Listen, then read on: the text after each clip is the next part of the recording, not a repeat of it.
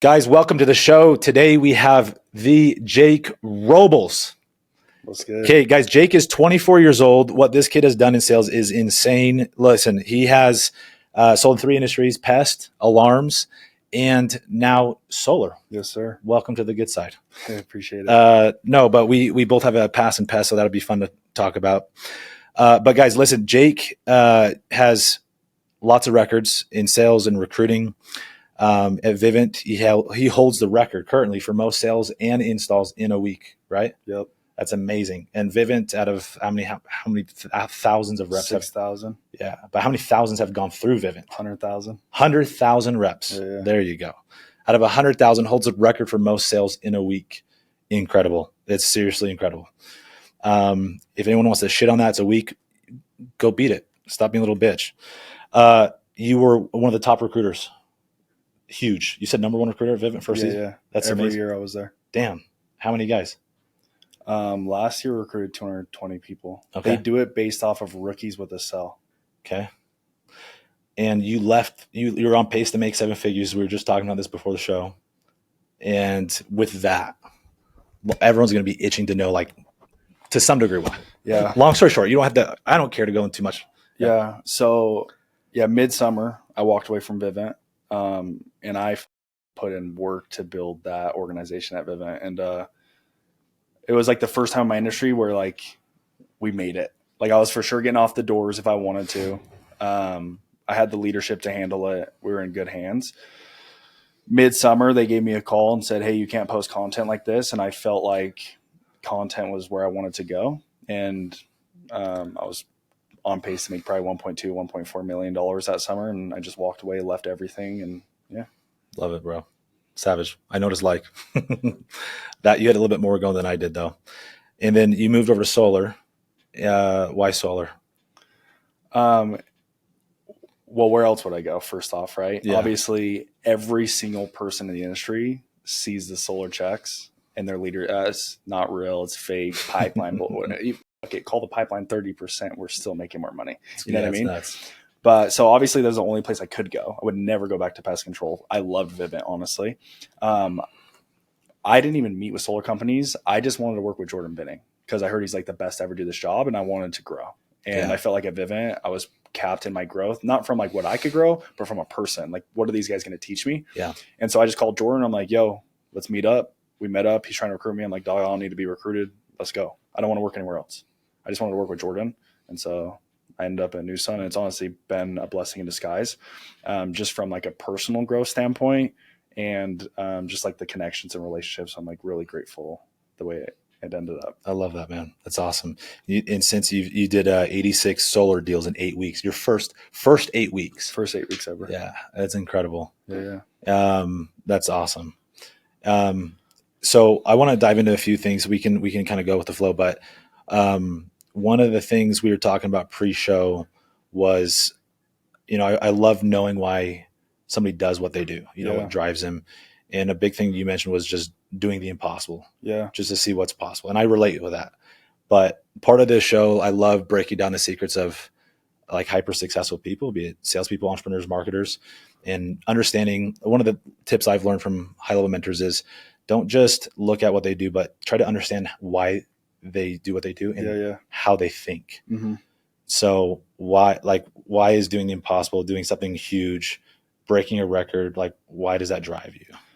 First, I would say as a man in our DNA, like we're conquerors. And so like to go out and achieve things that nobody thinks is possible, one for ourselves, but two, to just to like build influence, I think is really cool. Second, I would say I'm probably just like the most competitive human being on the planet. Mm-hmm. I like to compete. That's like what drives me, number one. I like to just be the best at every single thing I do. And if I'm not the best at it, I get fucking pissed off. Like I'll go play basketball and I suck at basketball and I just like, fuck this shit, I'm not playing no more. You know what I mean? But I just think it's hyper competitive and it's just big vision. Yeah. I think, I want to be the biggest influencer in the world. And so it's like step one is like, I got to be the biggest influencer right now in my space. Yeah. And that's step one. It's a dominoes. You just got to knock over your dominoes till it gets that big. Correct. I love that. And so I'm just using everything I'm doing right now as a vehicle.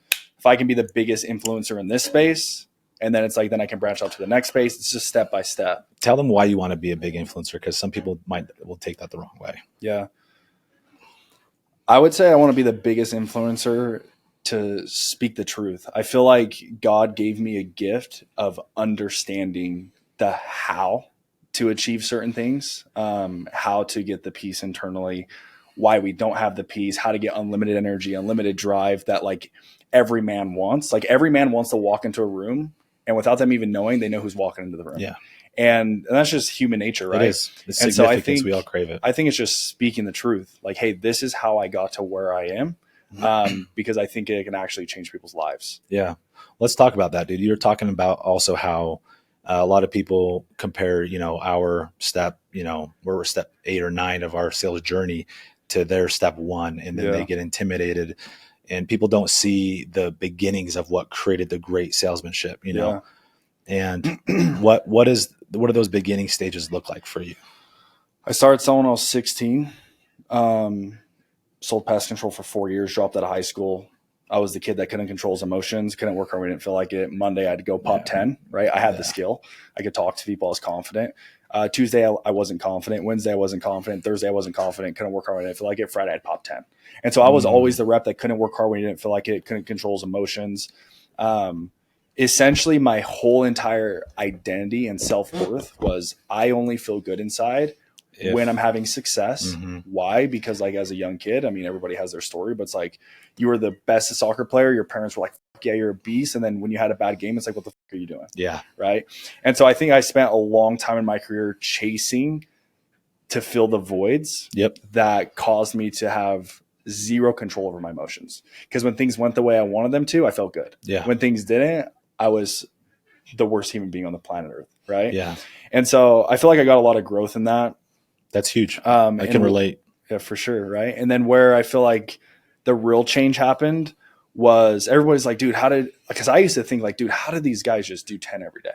Like how do they do it at the highest level every single day? How do they not have sick days or they're in their head some days? How do they do it every day? Yeah. And what I have found is like, as long as you just don't give up, life is going to put you in positions where you're going to grow into the person that you're trying to become. Yeah. And for me, where it like started it was like a hard breakup, right? Similar to what you were saying. It's like you go through a tragic breakup. I remember laying in my bed and I'm like, not like this at all. I've always been like the happy kid. It's like, it's either drugs or death. And I'm sure you can probably relate in a sense because like, dude, we attach sometimes relationships. It's our whole life. Yeah. And I remember laying in bed, it's like it's drugs or death. And I'm like, this ain't fucking me. And long story short, what did it do is like I had to make a decision to never allow my emotions to dictate how I felt ever again. And so I tapped into that. And then I went out, left Aptive, went to Vivint. I learned how to control my emotions, but I still lacked the work ethic. But guess what? When you leave Aptive and you go to Vivint, what does every single Aptive person have to say? You're doing your reps a disservice. Why would you take them away? It's too hard to sell, etc. So it's like now all these guys are trusting me. My back was against the wall. And so it's like I didn't have a option but to lead from the front and show them it's possible. And so overnight, it's like I became the hardest worker on the planet and I learned how to control my emotions at the highest level. Why? Because I just never gave up. And so, I mean, that's where I came from. I mean, I was adopted at a young age. My mom tried to kill me. That's wild. And so I found a lot of trauma when it comes to women and just being loved that I felt like has turned into a superpower. But I mean, yeah, that's where I come from. My dad is Polynesian, so my adopted dad is Polynesian. My adopted mom is white and Hispanic. So I have like all ethnic in me, and I feel like it's just my whole entire life has just been a blessing to get me where I was trying to go the whole time. I love that. That's often how I've seen it now. And anytime I have an adversity come, I'm like, how's this gonna, this is just gonna be a not just like a stepping stone, but this is going to be, the rocket ship to accelerate time. 100%. That I see adversity purely as a like a time traveling machine of growth. 100%. So like, and it works every time. It does if you allow it to. If you don't resist it, Correct. If you don't run from it. Well, dude, I'm impressed that you sat with some of the stuff and have done the work, like what you're talking about with healing from some of those wounds of childhood and operating out of feeling like you need to prove something. Yeah. I was operating out of that and I performed a lot of great results. in sales, also set records, and a lot of it was trying to prove significance. And even though I found that now I'm more whole, where I don't feel like I need to prove myself, I'm happy, content, no matter what people think. I still have the desire to go achieve. 100%. But what I've learned from Tony Robbins is that when you're getting in line with that, as you are, is you achieve success a lot faster versus trying to get validation of other people. Yeah. So You're attached to the wrong things. Yeah. Yeah. Well, dude, I love hearing the come up, your story with your childhood, and you mentioned outlasting people. There's a 4-step formula I've learned from Patrick Bet-David where he says, outproduce anybody. Four simple things. Step 1 is outwork. Step 2, outdevelop. Step 3 is out-strategize. And then 4 is outlast. Yeah. And so many people just can't do one of those things, that you can't outlast. Tell me what you think about this. So on those 3 things, I can basically summarize those. The first 3 is work ethic, work. Yep. Second one is skill set, knowledge, competence, developing, right? And then the third is time management. Like, how efficient can you be? What's your strategy to save time and beat others people? Work smarter, not harder, right? And then just outlasting. What's your thought on the role of personal development and how it plays a role? And give me some specific ideas on what you've seen. Whether it's physical fitness, seminars, getting proximity to people, how has reading the Bible, meditating, anything of self-development, growing yourself, how has that impacted or helped you sell, influence at a higher level? Yeah. I mean, every part of my personal development has been different. At first, it was like, I need to build confidence. I need to work hard when I don't feel like it. Then I need to learn how to control my emotions. The older I get, it's more of what are the main things that's going to produce me the most results and change the most people's lives, right? And I think it comes down to one thing, and it's, how do you feel inside? Yeah. Because like, you can relate it to the job. When you're in your head, you can't give that shit away for free. Yeah. What am I doing wrong? This area sucks, whatever. Are you selling an account? No. When you're in a good state, man, I'm on top of the world. I sell everybody. I'm the best sales rep to ever touch this turf. I don't care that 5 people ran behind me or ran this area before me. Yeah. It's like you're selling everybody. Yep. And so I've committed my entire life to learning how to feel good inside. And what most people would look at in that is like, all right, so when I want food, I eat food. When I feel shitty, I'm going to take some drugs. Like, all the fake bullshit. Yep. When in reality, it's like, you already feel good inside. You're just attached to the wrong things. Like, nothing in life is good or bad. Yeah. Just experience life for what it is. Yep. Have unconditional faith that life is working in your favor. Yep. And it's like, then you can see clearly. Yeah. Because like, people go through the storms, and because they're so blocked off from God, they can't see the light at the end of the tunnel. They just think this sucks. Yep. But like you were just saying, it's like, dude, when you go through a storm, you know the skyrocket's about to happen. What I think about is like I broke up with my girl maybe like 10 days ago, right? My buddies are like, are you good? I'm like, what do you mean am I good? I'm thinking I'm stoked for you. You know what I mean? I'm like, what do you mean am I good? It's like, when you've gone through XYZ, what's going to fucking affect you? Yeah. Nothing. And so personal development is all about just like being conscious of where you need to grow. And I think where you really start to tap into it is, where am I hurt? Yeah, absolutely. Where am I hurt? Where am I weak? Yeah. You know what I mean? And it's like, oh, some guy commented on my Instagram post, and then I'm like trying to prove him wrong. It's like, oh, wait, why do I care about that? Yeah, you're looking internally instead of like, yes. You hear people say like, life is a reflection of yourself. Yep. But it's like, people are like, no, I don't take respect. I don't take disrespect. You know what I mean? It's like, well, that's cool that you don't take disrespect, but it's like, internally, you were disrespecting your self. There's something in there, yeah. You know what I mean? Yeah. And so I think the highest form of personal development is self-respect. Just take care of yourself, not just physically, but emotionally, mentally, spiritually. Yep. Relationships, everything. Everything. Yeah, dude, it's crazy. With my story, I told you a little bit, but last year I was grinding 9 a.m. to 9 p.m. nonstop grinding. I'm like, let's build as fast as I can, build the empire. Yeah. And God humbled me, turned everything upside down. He's like, let's just give this idiot, just send him the tidal wave so he wakes up. And I did. I woke up. Yeah. And then I said, look, I'm not going to stop working. I see a lot of guys make that mistake. They go through something hard. I said, I need to take a sabbatical. Yeah. No, like, I do believe in slowing down. I did slow down.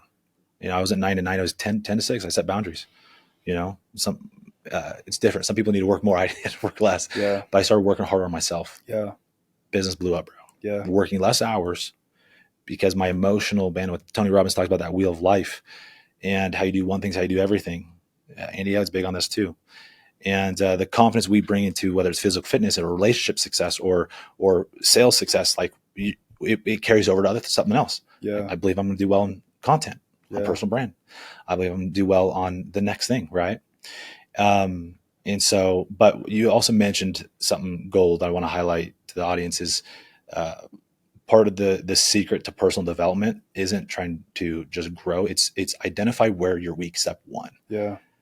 And the truth sets you free. For me, I wasn't even aware of emotional, like I knew about emotional intelligence and like emotional IQ and like regulating your emotions, but I didn't see it as like a major pillar of my life. Yeah. Yeah. Me either. But dude, you and I both know that the quality of your emotions is the quality of your life. It determines the quality of your relationships, right? And I've seen how my leadership's gone up, my sales ability, my influence, a lot of things as I've regulated and improved that area. And I started where I was weak. Why is anger coming up? Where's lust coming from? Why is it there?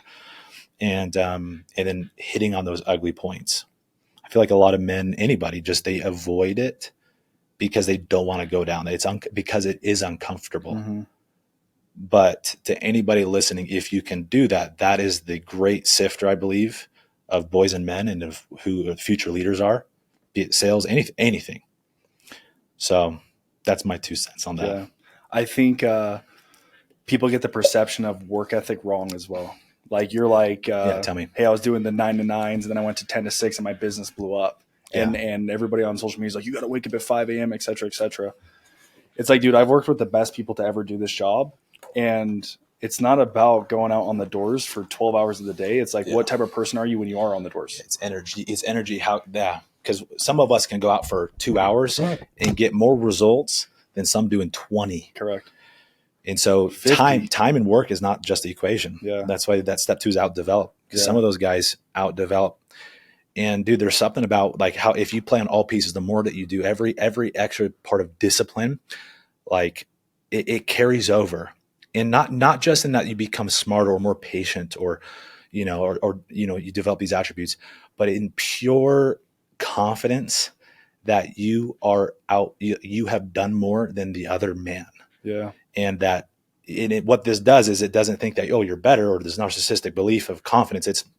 It's that you believe when you say, I'm going to do something, when doubt and adversity comes, because of that discipline compounded, you have that self-belief to say, no, like I am worthy of this. And if we can just master this and say that, believe that, and execute, it's only a matter of time before the man achieves that. Yeah. That's where the real work ethic lies. Like people think it's the physical work. It's right here. It is. This is where the real work ethic lies. Amen to that, dude. Tell me. So I have this model for sales. Okay. Tell me what you think. Okay. You rip it to shreds if you want. But I love Jeremy Minor, but he preys on a couple things of like lack of like people, the pain point of salespeople knocking doors or cold calling. Yeah. Right. It sucks. And he preys on it. It's a skills game. And he does it to sell court. Brilliant. He's made millions doing it. It is a skill game. He's technically correct, but there's also work ethic. Yeah. But there's also being efficient. For example, me writing a segue versus me being on foot. Yeah. Or me creating a CRM and creating automation to text campaigns, or having a system of time blocking or scheduling clients within arrival windows and triple booking. That's just a system. It's a way to play smart, right? And dude, I've been able to not be the best closer or best salesperson or influential, but lean on things that I can absolutely control, like my work ethic, and then I can control how efficient I am with these little hacks to get a huge edge on other people. And so I have this model of education, effort, efficiencies, those 3 things: effort, work ethic, education, your skill set, and then your ability to manage time. Yeah. Because time. The problem isn't people telling us no; it's people wasting our time. And it's, you a Jim Rohn fan? I don't know who that is. He mentored Tony Robbins. He was one of the sales gurus of the time. He said major time. There's major time and minor time in sales. Minor time is time taking notes on prospects. It's doing anything but being in front of the prospect. So that's major time. And so all efficiencies is how can I decrease the percentage of my day? Let's say you work from 10 to 8, whatever your time is, right? 10 to 6, 10 to not 10 to so whatever. Okay. What percentage of that time are you actually in front of a qualified prospect? Yeah. For most guys, it's less than 30%. Yeah. What happens is if you increase that to 60%, your sales almost triple, not double, triple. Yeah. Sometimes 5x. Anyways, what are your thoughts on those 3 pillars? Which one are you like as far as effort, education, or efficiencies? Which one is the most valuable for you? Yeah. Or what stands out? First off, what I would say is I have respect for Jeremy Miner. From a sales aspect, like you're never going to be like, wow, I just sold 5 today because like I was just so saucy. Yeah. Or you knew what the right questions to ask. Yeah. None of because like what happens is like an average sales rep walks into doors. Between the doors, you're like, when you ask the question, okay, you're only talking to 30% of qualified buyers when you're actually out there. So I was like, is that the most important part? Or what about the 70% between your ears the entire time so that when the door does open, you're still locked in electric? Yeah. Because exactly. And so there's the skill set. It's like, is it a sales skill set or is it an energy skill set? Yeah. Is it an efficiency skill set? Is it an effort skill set? Because that trumps 100 times more than the, hey, dude, you got to speak with this tone of voice. It's like, go tell a regular rep to go speak with that tone of voice. You're going to go shadow him. And he's going to be like, hey, are you the homeowner? It's like, dog, just be yourself. Yeah. Yeah. You know what I mean? It's backfiring. But I would say that effort by far is the key because without effort, you don't have efficiency. Yep. Without effort, you don't have education. Yeah. You know what I mean? Yeah. And so there's more repetition. There's more opportunity. But then again, at the same time, education is being wise enough to understand, okay, if I focus on X, Y, Z, this will produce more results. And I never think it has anything to do with a sales problem. Like you just don't, people that are just extremely confident, they go and dominate in sales. It's like, you go watch them. It's like, this guy just bulldozes people. He doesn't know what the fuck he's doing. You know what I mean? He dominates.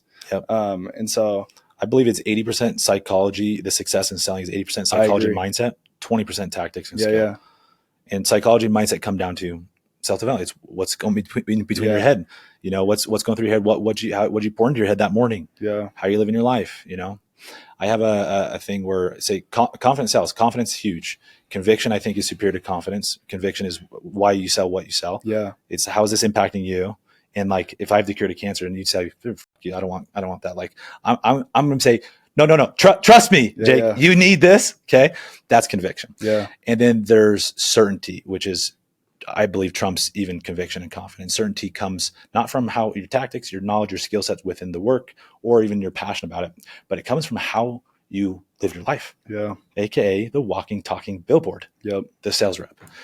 And the more that man develops, I'll take the guy or gal that outdevelops, that has just a lot of character, that is humble, grateful, but ruthless work ethic, can relate to people. I'll take that guy over the guy knows every damn question to ask, when to ask it, nonverbal cues, paraverbal cues, all day, when to pause. I'll take the guy that has the development, the character, over the guy that has the tactics. Yeah. So transformation, I'd say, trumps tactics. To go back to your psychology aspect, I think understanding the psychology of sales is everything, right? And it's like, you can teach someone to speak with conviction, right? Yeah. But as human beings, like, we're masters of sales, so we can read people. Yeah. But like, soak in these homeowners. And so like, we go say like, oh yeah, this is the best, right? That's how we're taught to say this is the best. Yeah, you're taught how, but it's like, if you're focused on how many sales am I going to make? Yes. I'm trying to sell the customer. You're still transferring an energy that they can read and they're not going to trust. Yeah. And so it's like, that's where like when I teach people how to sell, it's like, it's not about the conviction in your voice. It's the conviction in your heart. Yeah. Because if you believe in what you're saying, you're going to transfer that energy. It's not something that you fake. I actually, and I never comment on people's posts, but Jeremy Miner posted one. He's like, so you have a curious tone. He talks about all these tones. Yeah. And I commented on it and it got a lot of likes. And I said, the only tone to master in sales is authenticity. Amen. Because you go teach these guys to do that, but it's like sales is all about transferring trust. Yep. And so it's like you teach them to master all these tones, but they don't trust themselves because they don't do what they say they're going to do. And they can't trust themselves to fucking say the truth to a customer. It doesn't matter how much conviction they have when they don't trust themselves internally, because the customer can read that. Facade. They can read it. And people, no matter how dumb, they all have an internal radar of it's a bullshit radar. 100%. and you could talk to somebody that's like almost drunk and they can pull out the BS in the intent. Especially when they get 10 door knockers a month. Dude, people can read intent. Every person can read intent very well. Here's the problem with the industry. It's become tainted like big pharma. Okay. So it's a big call out. Jeremy, don't kill me. I hope I don't take millions from you. Love you. But big pharma makes money. The truth today. We're speaking the truth. Okay. It's big pharma, for example, the problem with big pharma, it's a corrupt model where doctors make, and these pharmacists and these drug companies make money by prescribing pills. Correct. So when I go in saying I got an issue with this, instead of teaching me how, like the root of how to uproot it, right? They just prescribe a quick fix, Band-Aid, right? And it's easier, it's quicker, right? And it makes them money, which is why they do it. And majority, I'm not saying everybody in healthcare is like this, right? And what the problem with sales is that salespeople, there's a lot of rejection, failure, a lot of adversity, and we're looking for a way to get out of it, right? Oh, I get this secret one-liner, this one. Oh, I get you if I change my tonality. Bro, that's the how, what. Stop focusing on how and what. Focus on why. 100%. Why is simply, how does this benefit this other human? 100%. And guess what? When I'm focused on how can I impact and serve you, brother, and help you, you naturally learn how to detach. You learn the principles, lean in, lean out. You read people better. You do all these things naturally as a human being. Surprise. Yeah. And so sales is a spiritual game. Yeah. And is only. Yeah, it is. And the more people align, I know you align with that, the more you see yourself out there to serve. And people don't have the conviction, dude. Like, how many sales reps don't own their product? And cool, if you sell your rent, that's great. There's no judgment. But have you tried selling your friends or family? I have, and I've sold those. Yeah. I've all sold them, bro. Okay. That's conviction. That's how you know you're sold. And people don't realize this, but you sell to that degree that you are sold. And so I was talking to a guy out, and I paid $20,000 to go to the Patrick Bet David event. And the vault. And for all the people who are saying you're stupid, here's what I got my $20,000 back with the one connection. Okay. This guy, John, John's going to kill me. What's his last name? What's the book say right there? Sarasoni? John Mason. Yes. John Mason. He's making a lot of money. I can't say how much, but we'll just say multiple seven figures. Yeah. And every time I was asking him questions about how he sells or leads, he always goes back to, like, I was asking a tactical thing, like, how can we sell more referrals? Well, he said, well, why should your guys even sell more referrals? What's the incentive? I was like, brilliant. What did he go to? Instead of going to how, he went Nick, why? He's literally programmed his brain, think, teach why. Yeah. When he runs their sales training, it's the same thing for me. We're not just talking about downtone, head nod, smile. Why does it work? Yes. I'm lighting their ass on fire about solar, about the impact, about how this helps, right? And teaching them how this. Nobody understands this. Yeah, very few people focus on this. 2% of the entire door industry understands this. Yes, exactly. Why? Yeah, that's what it all is. And then yeah, I've had people out here saying, dude, how do you sell so much in Utah? This is the secret. Yeah. I've gotten myself very convicted to the point where I sit down and say, okay, how can I get sold on this? And if I can't, then don't sell the shit. I don't care if you meet Jake and Jake's making $1 million, but you can't get sold on it. Don't do that, because you're not going to sell anything. If you do, you're going to sell your soul. And right. So get convicted, get sold before you sell. Sounds basic, but my God, dude, so many people don't do it. Yeah. It's wild. For sure. So tell me, I want to change in gears here. Speaking about solar, sell me on solar. Why you went to solar? Because it was like the next thing you said. Yeah. Big opportunity, big chat. But what else, I guess, what is keeping you in it? Yeah. First off, when it comes to picking industry, like everybody, oh, this is the best Y&R. You know what I mean? Mm-hmm. You know Y&R? Mm-hmm. But it's like, just look at the facts. I want to see paychecks. Where are the wealthiest reps in the industry? It's by far solar. It's not even close. Yeah. Okay. And then it's like the leadership that you're working with, I think is really important. I really like selling the product. So when I went from pest control, it's like, dude, they teach you that they're the only company doing this. You find out very quickly they're not. And then when I left pest control, went to Vivint, and I sold a product that I actually believe in, that's when my numbers went through the roof. I was finally the guy that's like, fuck, I'm hitting the numbers that I thought I was going to from one switch. I'm selling a product I believe in. When I went to solar, it's way too hard, this, that, blah, blah, blah. That's what they believe. I chose not to believe that. And then I went and sold solar, and it's like, I don't get told no. Why? Yeah. Because like, how could somebody tell me no when it's I tell a customer when I walk inside the home, it's like, look, I'm just here to be a vessel of information. There you go. I'm not here to sell you because there's not a single thing you can tell me that you have that's better than what I have to offer. And we can bicker. You're not going to hurt my feelings. Yeah. But I promise you, there's not a single thing that you can tell me that I don't have better. Yeah. And so it's like when you're selling the product, it's like, dude, sell a product you believe in, because like you're never going to as a good human being, why would you let somebody tell you no when you have a better offer for them? Exactly. You know what I mean? Yeah. It's like, I'm not saying everybody's a buyer, but exactly. Yeah. If somebody has something already, like you're doing a switchover, you already have pest control. Mine's better 100%. You already have an alarm. Mine's better 100%. I'm not going to let you tell me no. Yeah. Because this is 100% better. And if you believe that, how could the customer tell you no? Yeah. I love that. Like genuinely though. Yeah. No, I love that, bro. A big thing I did when I was ripping out here, I was making a couple $100,000 a month. It was my big thing I attribute the success to was, one, mentorship from outside, and then second was obsession on customer value. Yeah, the impact. And remember, we were talking about intention. People read intention.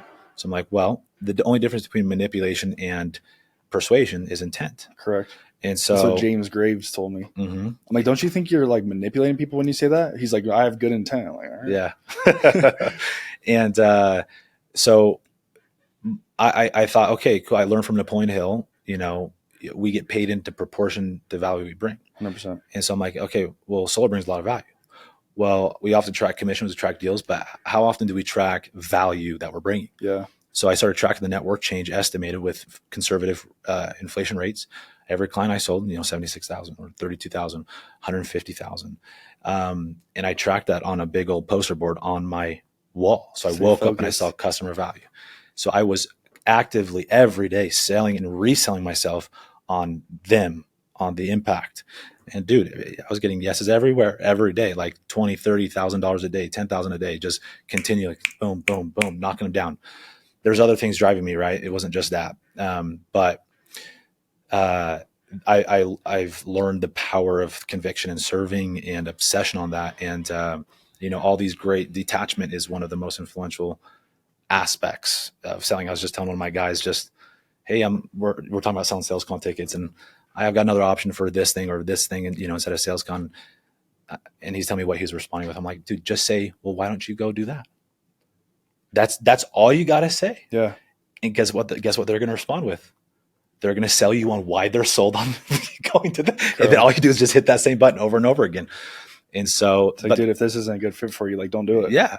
So, but all these tactics that we learn, it's like, if you just focus on serving people, oh my gosh, all of them get put together. Every tactic leads back to that. Yes. So it's like, as selfish as we are, we want to make money, we want to make sales. It's like, once you become wise enough, you understand that the only way to produce at the highest level is to serve at the highest level. It's like, we go knock on doors, and it's like, what am I going to say here? My rep calls me 4:00. He's like, hey, dude, I got this concern. What do you say here?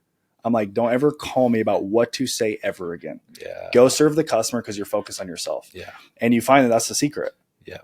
Always do. The wiser you get, the more you understand that, like, I don't know, I think Casey Boss says it, the secret to living is giving. Yeah, we receive more when we give more. So just focus on, exactly. Hey, I walk into this meeting, you're nervous, man, what if I fuck up? What if I look embarrassed? What if I just go in there and serve? Mm-hmm. How can I serve to the best of my ability? And then God will flow through me.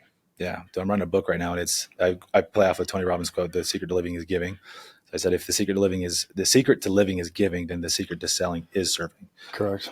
And yeah, it encompasses everything. So I love that, bro. It's cool to see another high performer have that conviction. Yeah.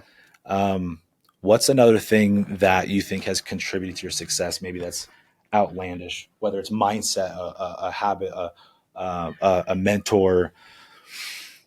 What's something that's been like paramount for you? Yeah. I would say my faith. That's when everything changed for me. And it comes from following the truth, right? The more you follow the truth, the more he's going to show you the light, meaning show you the vision of where you're going to go. Yep. If God came down right now today and said, hey, your business is going to fail tomorrow, something is going to just blow it up, you're going to get a lawsuit, you're going to go to prison for a year, but I'm going to give you the best wife in the world. You're going to have the most successful business ever. You're going to have the most influence over the entire world, everything you could ever want. When you went through that hardship, you would just experience it. Like, I'm grateful to go through this hardship because I see the light. Yeah. And I feel like as long as I follow the truth, he keeps showing me the light at the end of the tunnel. So now that I have a clear vision of where I'm heading, nothing internal or external that goes on in my life affects me internally because I have unconditional faith because I've seen it. Yeah. I see it clearly. And so unconditional faith is the foundation of Christ, right? But also too, and again, you don't have to be religious to find this. I started spiritual, and then it turned into chasing Jesus. But at first it turned to spiritual, learning how to detach, learning how to let go of myself, realize that the reason I'm trying to be XYZ is because I have all these voids that I need to fill, and learning how to just let go of myself, let the energy release, whatever. But as I get older and just realize more, is like unconditional faith is what will serve you. Why? Because if you don't have faith, what do you have in your head is fear. Yeah, it's one or the other. It's like oil and water. You're either with the devil or you're with God. Yep. The way to know if you're with the devil is, are you letting fear control your life? Yep. When you feel fear, yeah, if you attach to the fear, you're attaching to the devil. Why? Because you're looking at yourself. If you are fearless, meaning you starve the devil, he will die. He will have no control over you anymore. And that's when you tap in to the God flowing energy where he'll just flow through you and use the gift that he gave you. And it's fucking game over. Dude, there's only two states, and they come from fear, faith, abundance, or scarcity. And I use the analogy of oil and water. Like they can't coincide. Correct. And so it's one or the other. The best way to flush out the oil, the fear, is to replace it with the faith. And in selling, we're outside of like a spiritual lens, a Christian lens is simply, today's gonna be a big day. Yeah. Every no is getting me closer to yes. And obsessively saying that. Brian Tracy talks about that in Psychology of Selling. But dude, all that I've been obsessing over this, how like the Bible literally is the best blueprint for business success. I'm reading one by John C. Maxwell where he has his commentary on there, the leadership guru. And it's I'm like, wow, I should have just studied this more. Being in the middle is the worst place to be. Meaning, I say I'm Christian, I go to church, I preach the Lord, but I'm controlled by the devil behind the scenes. That's the worst place to be when you're in the middle. That's when the road is really, really, really rocky. That was me for most of my 20s. Yeah. You're either committed to the devil or you're committed to the Lord. Yeah. Period. Yeah. And I mean, full commitment to the Lord has been the biggest life-changing, life-saving blessing in the entire existence of my whole entire being ever. You know what I mean? How do you not wake up every single day with just a fire in your heart when he shows you, hey, this is what you have in store? All you got to do is follow the truth he's going to show you. That's it. Yeah. Follow the truth. He's going to show you the vision. Once you see the vision, when things don't go your way, are you going to be upset? No. At the end of the day, all that we really care about as humans, the reason we chase all the success, the relationships, the women, whatever, is because we want to feel good inside. Mm-hmm. But what you realize is like the only way to actually feel good inside is unconditional faith. Why? Because you already feel good inside. God's presence is already within you. There's just a blockage of fear saying, hey, I wish it was this way, this way, this way. But if you have unconditional faith, you realize that life is unfolding the way it's supposed to. Exactly. Remember how the secret to living is giving? I think of a cup, like a cup overflowing. Like you actually have something to pour into people. Yep. And that it doesn't come from just monetary success or physical health or it comes from, it's a spiritual lens. It's all of the things, but it is a spiritual gift, and it's pouring yourself in that connection with something greater than you. That no matter what happens, your value, your worth is infinite, and it can't be, that can't be tampered with. No matter how you fail or what stupid decision you make, no matter what results you're getting, and that thought process allows grace to come in and allows you to let go of shame or shit or anything negative that puts you, an individual, in a scarcity mindset, which is how 98% of people operate, and it allows you to get an abundant mindset through gratitude. Yep. That's it. And gratitude is where it all begins. And so if you have nothing, you even mentioned this yourself. We have everything. If your 2 feet are hitting the ground, wow, thank God. Thank God. It's a miracle. That's where it begins, And if you don't have 2 feet because you don't have legs, dude, there's something. Your heart's beating. Yeah.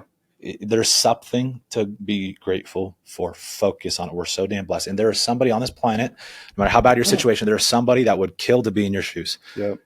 Absolutely kill to be in your shoes. And the beauty of getting this state is you start attracting more. Yeah.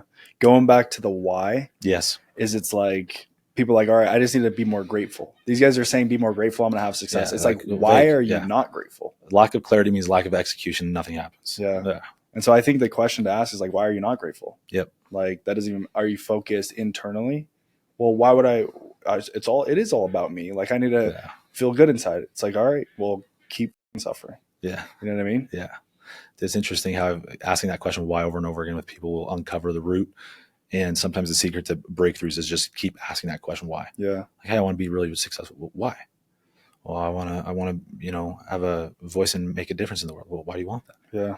Keep digging. You find when you can get more specific on why you really want something, it's very hard to stop you from achieving it. Yeah. Yeah. Just a little hack I've learned. And also, if you can be the guy that helps people discover that, it's very easy to influence people. It's a blessing. Yeah. Jake, has been awesome, bro. Any closing lines? Follow the truth. Let's go. Amen to that, dude. Stay in the light is my advice. Stay in the light, but be willing to sit in the dark. What I mean by that is don't run from hard shit. Don't run from the demons. I was just coaching a guy earlier in my team. And I know the exact thing. He's like, hey, Nick, how do I get from 150K to $500,000? I said, what characteristics does that $500,000 guy have that you don't? Right. And a lot of those things, those ideas and those breakthroughs happen when you sit alone. Sit with those demons. Don't run from them. What does running from them look like? Distracting. Yep. Social media, games, girls, anything, friends. It's just getting your mind off of it. Right. Work can be a distraction. It was for me. The best distraction, right? Mm-hmm. It's a healthy distraction. Even physical fitness can be distracting. They're healthy things, but I couldn't believe it when I started sitting with my emotions and started the journey last year, bro. Like I was like, this is so hard. And I'm like, wow, this is a red flag. I'm like, but it I was true. I didn't run from it. The truth set me free. I owned, I was a 2 out of 10 emotion. I was an emotional little bitch. Right. Yeah. And then I started developing. I, became emotionally strong, and it took time, but it's a beautiful thing. So stay in the light, stick to the truth, but sit with the dark too alone. The resistance of the pain will cause more pain than just feeling the pain. Exactly. itself. Exactly. It's like you can deal with it, uproot it, right, do it right for short term and have freedom, or you can have long-term suffering. Pain's inevitable. It's just, is it short or is it forever? For sure. Pain of discipline or pain of regret, right? Awesome. Bro, you're a stud. Love this. Guys, I already know you guys love the episode. Jake's a stud. So many value nuggets. I appreciate your time, brother. Thanks for coming. Thank you so much.